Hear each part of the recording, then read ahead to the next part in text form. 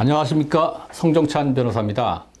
오늘은 공동주택 집합건물법 관련해서 재미난 얘기들을 좀 하려고 합니다.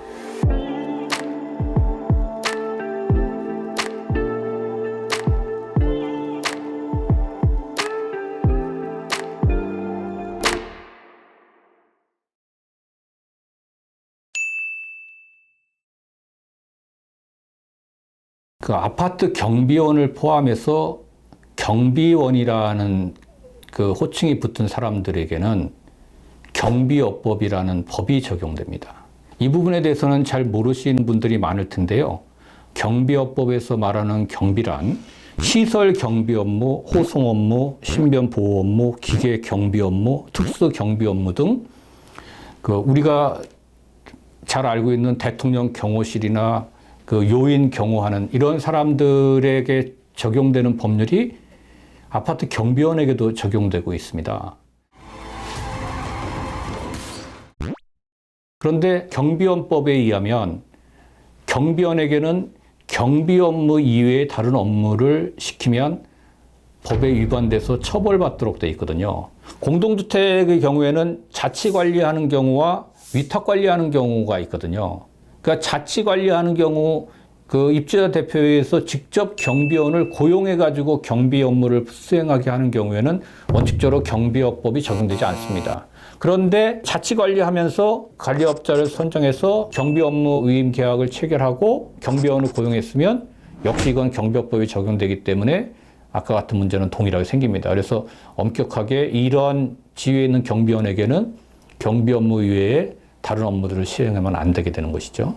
그 다음에 자치관리가 아니라 위탁관리의 경우에는 경비 업무 전체에 대해서 도급을 받아가지고 경비원을 고용한 경우, 이 경우에도 역시 경비업법은 적용됩니다. 또 위탁관리 중에 그 주택관리업자가 경비 업무 전반에 관해서는 별도로 띄어서 경비업체에게 도급을 주는 경우가 있어요. 도급받은 경비업체가 경비원을 고용하게 되는데 이런 경우에도 역시 경비업법은 적용이 될 것이고 이런 경비원에게는 경비 업무 이외에 다른 업무를 시킬 수가 없는 것이죠. 근데 현실적으로 아파트 경비원들은 주차 업무, 그다음에 쓰레기 처리 업무, 기타 다른 업무들이 굉장히 많은 업무들을 현실적으로 수행하고 있기 때문에 이와 같은 지위에 있는 아파트 경비원에게 과연 엄격하게 경비업법을 적용하는 것이 타당한지 이에 대한 논의가 상당히 많이 있어 왔습니다. 2021년 10월 21일부터 이 법이 적용되는데요. 그때는 아파트 경비원들에게 경비 업무 이외에 다른 업무들을 시키더라도 문제가 없어요. 그러나 그 법이 시행되기 전 단계까지, 그러니까 2021년 10월 20일까지 아파트 경비원들에게 주차 업무나 쓰레기 처리 업무나 기타 이런 업무들을 시키면 경비업법 위반이 됩니다. 그러면 제가 생각하는 대다수의 경비원으로 일을 하시는 분들이 아까 말씀하신 그 경비원법에 위반되는 행위들을 다 하고 있잖아요, 사실상. 맞습니다. 그래서 그런 부분에 대해서는 법적인 대립이 생기거나 하면 정상 참작이나 아니면 현실을 고려해서 조금 유하게 판결이 나거나 하는 것도 없이 정말 법문대로 그렇게 판결이 날까요? 그런 그 사례들이 있는데 예를 들면 아파트 경비원에게 경비 업무 이외의 업무를 수행토록 한 경비업체에게 경비업 허가를 취소하는 판결이 나온 적도 있었고요. 벌금형을 선고한 경우도 있었습니다. 근데 그 규정이 너무 과중하다라고 논란이 됐기 때문에 논의 과정을 거쳐서 공동주택관리법이 개정되게 된 것이죠. 이 부분을 한 번만 더 다시 한번 정리해 보면 공동주택 관리 업체들이 직접 경비 업무까지 다 수행하는 경우에는 경비업법이 적용될 수밖에 없습니다.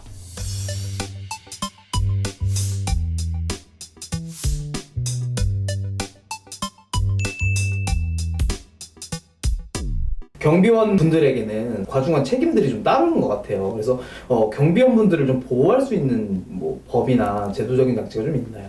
경비원의 인권 부분, 경비원의 그 근무 환경, 처우 부분과 관련돼서 많은 논란이 있었고 개선의 그 필요성을 모두가 느끼고 있었는데 아까 말씀드린 공동주택관리법 개정법이 이 부분에 대한 개정을 했어요. 그 부분이 어떻게 되어 있냐면 입주민, 입주자 대표회의, 관리 주체 등은 경비원에게 적정한 보수를 지급하고 인간적인 처우와 근무 환경을 만들어주는데 협조할 의무를 규정하고 있습니다. 그 법문에 이렇게 적혀져 있는 구절이 있을 때와 없을 때 차이가 좀 있나요? 협조를 한다라고 하는 정도의 규정이 어떤 법적인 효과를 가질 수 있는지에 대한 궁금증인 것 같은데, 만약에 어떠한 그 사례가 형사적인 재판이 되거나 민사적인 재판이 됐을 때 그런 권고 규정이 없었을 때보다 권고 규정을 있는데도 불구하고 위반했을 때의 형량이나 손해배상액은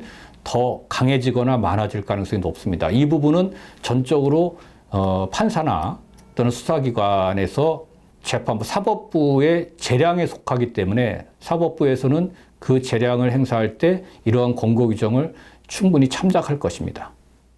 현재 아파트 경비원들은 정말 많은 일을 하고 있습니다.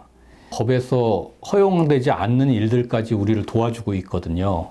경비원들에게 좀 더 따뜻하고 감사하는 마음으로 대해주셨으면 좋겠습니다.